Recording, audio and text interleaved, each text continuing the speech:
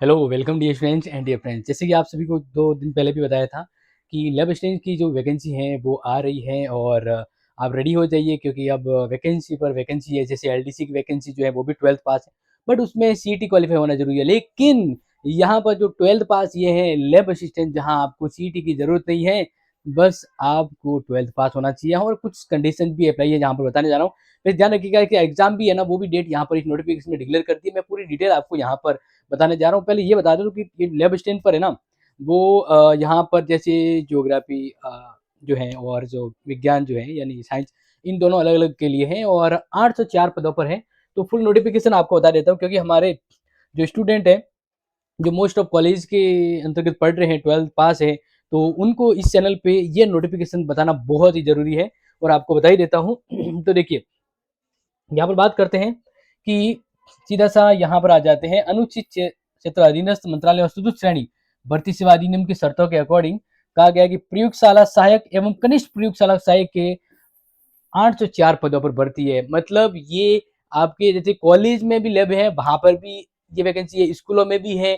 तो इस तरह से देखो, यहाँ पर मैं अगर आपको बताऊँ तो देखिए, अगर हम बात करते हैं माध्यमिक शिक्षा बोर्ड विभाग में, ध्यान रखना प्रयोगशाला सहायक के रूप में जो 3rd ग्रेड के रूप में होती है, तो सबसे ज़्यादा पोस्ट इसी में। अगर कोई कहता है कि सर जिसमें ज़्यादा पोस्ट हो वही भरे, तो आप फॉर्म भरोगे ना, तो माध्यमिक शिक्षा बोर्ड का भरना, क्योंकि इसमें सबसे ज़्यादा गैर अनुसूचित क्षेत्र में 418 पोस्ट हैं और 82 यानी टोटल 500 जो है वो इसके अंतर्गत है। फिर कृषि विभाग के अंतर्गत प्रयोगशाला सहायक में है 32, संस्कृत विभाग के अंतर्गत है 16 और इसी तरह राज्य विधिक जो प्रयोगशाला है उसके अंदर 31। इसके अलावा नेक्स्ट बात करें, जन अभियांत्रिकी के अंतर्गत है 13 और कॉलेजों में जो लैब होती है उसके लिए लैब असिस्टेंट जो होती है, जैसे भूगोल के लिए भूगोल सहायक में तो 17। ठीक है, अब देखो ध्यान रखना, यहाँ पर टोटल जो वैकेंसी है वो है 807 क्लियर। लेकिन जो ज्यादा वैकेंसी है वो दो ही है, एक तो कॉलेज स्तर पर आयुक्तालय के, और दूसरा जो है वो आप भरे, क्योंकि एग्जाम फॉर्म भरते समय आपके ऑप्शन आएंगे। तो ये मेरा काम है आपको बताना कि ज्यादातर ये इसमें वैकेंसी है तो इसी में भर लीजिएगा, क्योंकि ज्यादा है उसमें भरने तो थोड़ा अच्छा रहता है, बाकी टफ रहता है। अब देखो थोड़ा सा बात कर लेते हैं, ये जो भर्ती है इसकी अंतर्गत 5 तरह के लैब असिस्टेंट की भर्ती है।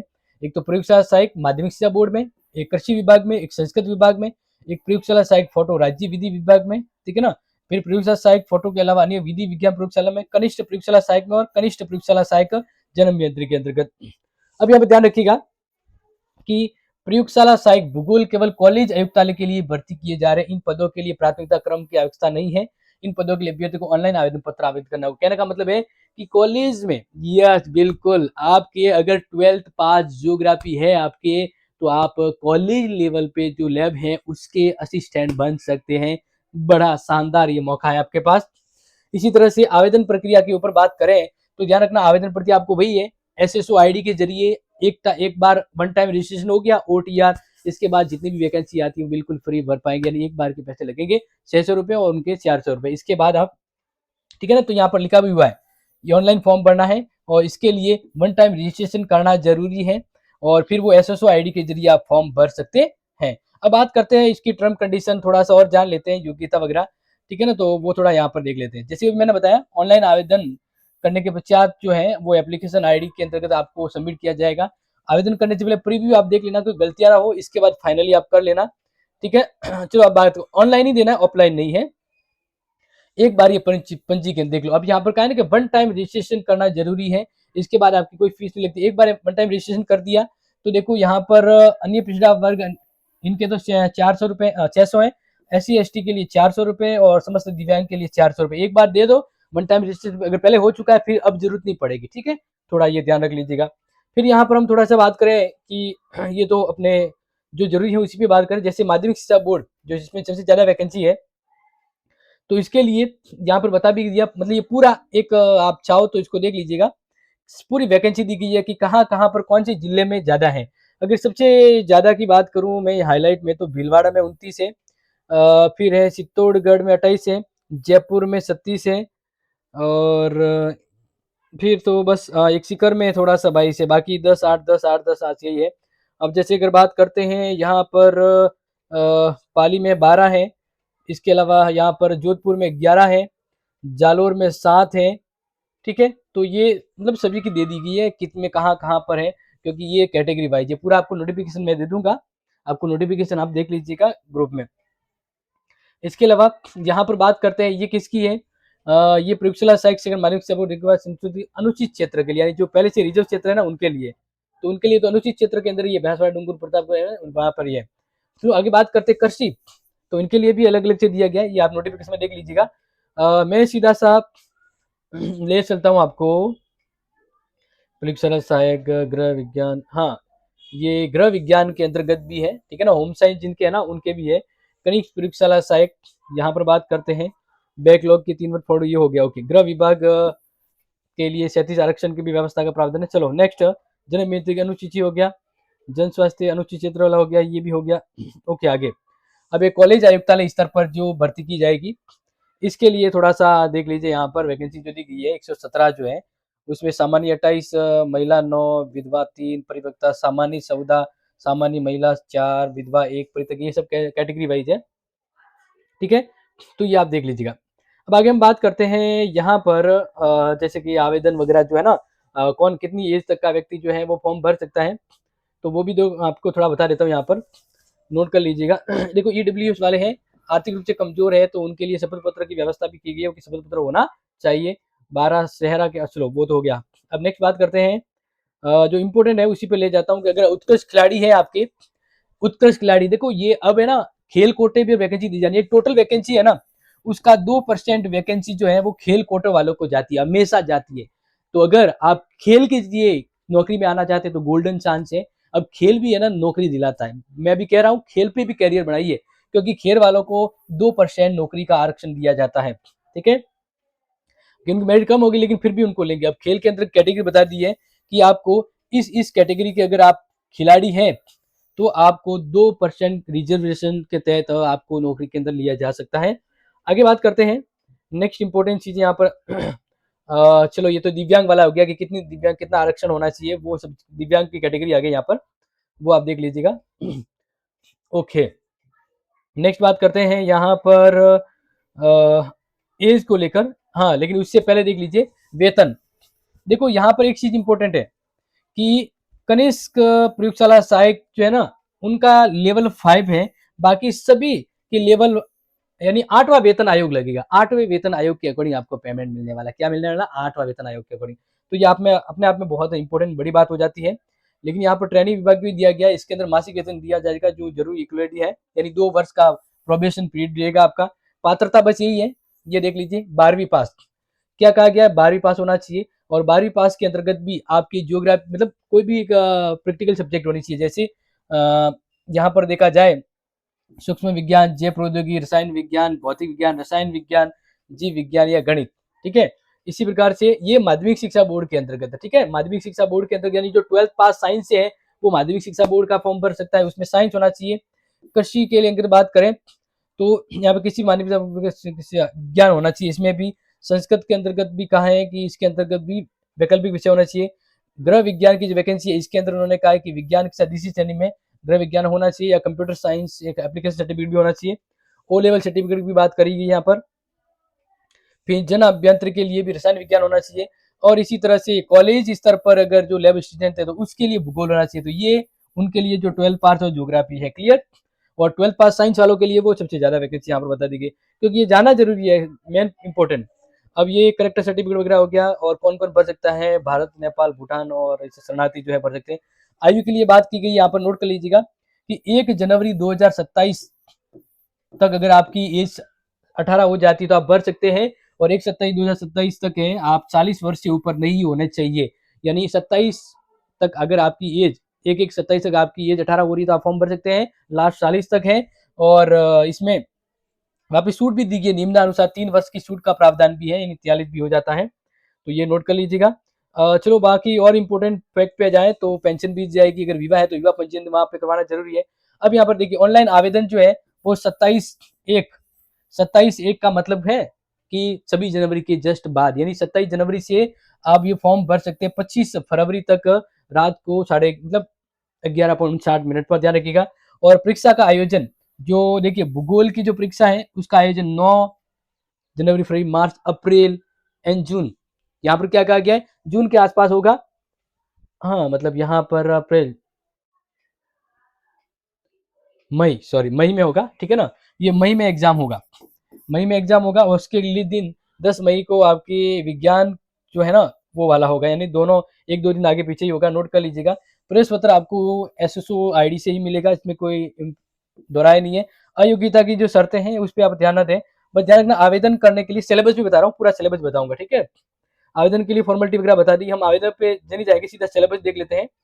आ जाइए सीधा सा सिलेबस पे, ठीक है। सिलेबस पे आ जाते हैं, क्योंकि सिलेबस वाला अपना मेन पॉइंट है, पैटर्न वगैरह है ना वो जानना जरूरी है, क्योंकि सिलेबस सब चीज़ जरूरी है, वहीं से तो अपनी तैयारी होगी, वहीं से आगे अपना डाटा चलने वाला है। तो देख लीजिए यहाँ पर परीक्षा स्कीम का कहा गया है।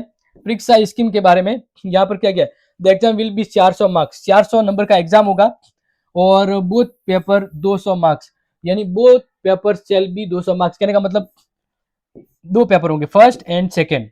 तो फर्स्ट पेपर जो होगा वो 200 नंबर का, हाँ, एंड सेकेंड पेपर होगा वो 200 नंबर का होगा, ठीक है। इस तरह से एक पेपर के लिए आपको 2 घंटे दिए जाएंगे, यानी दो पेपर 4 घंटे होंगे आपके। फिर यहाँ पर क्या है, the paper will be query, यानी ये 200 नंबर का है, लेकिन प्रश्न आएंगे 100 इंटू 2, यानी एक प्रश्न 2 नंबर का आएगा, 100 प्रश्न यानी 200। इस तरह से दोनों में सेम है। Negative marking shall be applicable in the evolution of the answer, every wrong answer 1/3 of the yes. इसका मतलब 1/3 माइनस मार्किंग है, 1/3 क्या है, इसमें माइनस मार्किंग है, नोट कर लीजिएगा। Explanation, wrong answer will be means the incorrect answer और multiple answers, the examination qualify marks will be 40। और ये बहुत ही अच्छी बात कही है कि ऐसी गहरे गहरे को नहीं लिया जाएगा, उसको सिलेक्शन होगा जो टोटल नंबर का 40% लाएगा, टोटल नंबर का यानी 100 में से 40 लाना जरूरी है, 200 में से 40 मान लीजिए आपके परसेंटेज के तौर पे यहाँ पर, ये बहुत अच्छा है। वरना फिर क्या होता है ना कि नंबर नहीं आते, फिर भी वो कैटेगरी वाइज नंबर में जीरो में ले लेते हैं। अभी जैसे फोर्थ ग्रेड की वैकेंसी बात करते हैं, इसमें 6 नंबर आया, माइनस उसको भी ले लिया, अरे भाई कम से कम 40% तो रखो, नॉलेज योग्यता वालों को रखो, ऐसे भरना हो तो फिर भर लो, वैसे लोग बैठे हैं। इसके अलावा paper shall be include the subject, अब पेपर के अंदर क्या होगा देखो, geography, history, cultural, general knowledge of Rajasthan, यानी बस एक ही सदा बाहर चला आ रही है जो परंपरा, राजस्थान को याद कर लो, बेड़ा पार हो जाएगा। इसके लिए current affair of Rajasthan, general knowledge of the world and India, ठीक है। आगे बात करते हैं, पेपर 2 जो होगा उसमें क्या होगा, देखो पेपर फर्स्ट का समझ में आ गया, पेपर फर्स्ट में आपको राजस्थान का पूरा है, फिर राजस्थान करंट है और जनरल वर्ल्ड हो गया। अब सेकंड पेपर में the question will be carry same, 200 number का होगा, 2 घंटे का होगा, 100 प्रश्न आएंगे, इसमें भी 1/3 माइनस मार्किंग रहेगी, रॉन्ग आंसर नंबर काटा जाएगा। और यहाँ पर कहा गया है तो मैक्सिमम क्वालिटी 40% होना चाहिए, fix above the 5% of the candidate below the caste and schedule caste, okay. और हाँ, ये बात भी यहाँ पे इंपॉर्टेंट है कि जो शेड्यूल कास्ट है उनके 35% नंबर लाएंगे तो भी क्वालिफाई है, 5% का रिजर्वेशन दिया गया है हमेशा की तरह।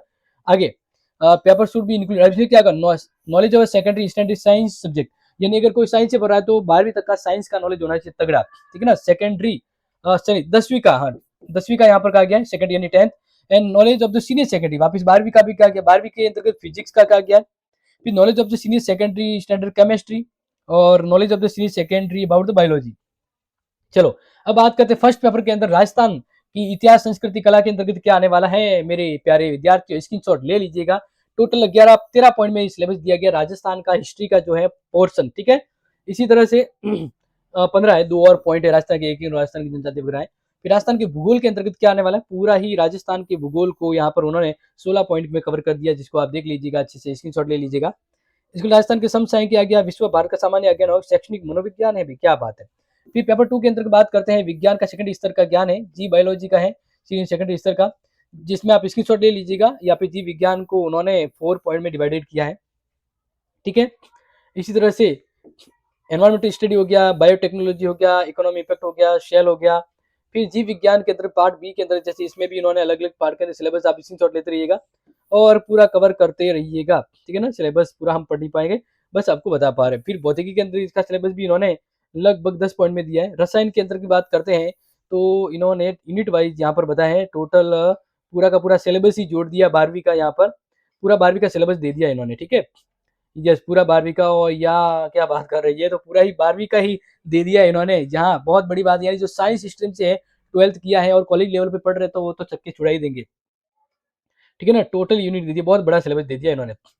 इसके बाद यहाँ पर प्रयोगशाला सहायक भूगोल कॉलेज स्तर वालों के लिए बल्ले बल्ले देख लीजिए। यहाँ पर भी बताया गया एक पहला अ और ब, इसके अंदर 200 अंक और यहाँ पर 300 अंक, टोटल 300 अंक का पेपर होगा, 3 घंटे का होगा, इनका अलग है। यस, इससे पहले सब साइंस वाला था, ठीक है ना, साइंस वाला आप देख लीजिएगा। लेकिन यहाँ पर ये भूगोल वालों का जो है 12th पास अगर भूगोल है वो कॉलेज स्तर पर लैब बन सकते हैं, तो उनके लिए एक पेपर ही स्ट्रीम बताया गया है, एक पेपर ही यहाँ पर बताया गया है। और वो पेपर यहाँ पर सिंपल सिंपल सीधा इन्होंने कहा है कि इस पेपर में 2 पार्ट होंगे, एक तो सामान्य जीके का होगा, एक भूगोल का होगा। तो सामान्य जीके 100 और भूगोल का 200 का होगा, 300 नंबर का होगा, ठीक है ना। प्रश्न पत्र सभी प्रश्न बहुविकल्प होंगे, न्यूनतम क्वालिफाई 40% और वहां पर रिजेक्शन है -1/3 है। तो ये ज्योग्राफी वालों का देख लीजिए, यहाँ पर टोटल 17 पॉइंट में राजस्थान जीके को कवर किया है इन्होंने, बहुत ही मस्त एंड अच्छा है सिलेबस, देख लीजिएगा।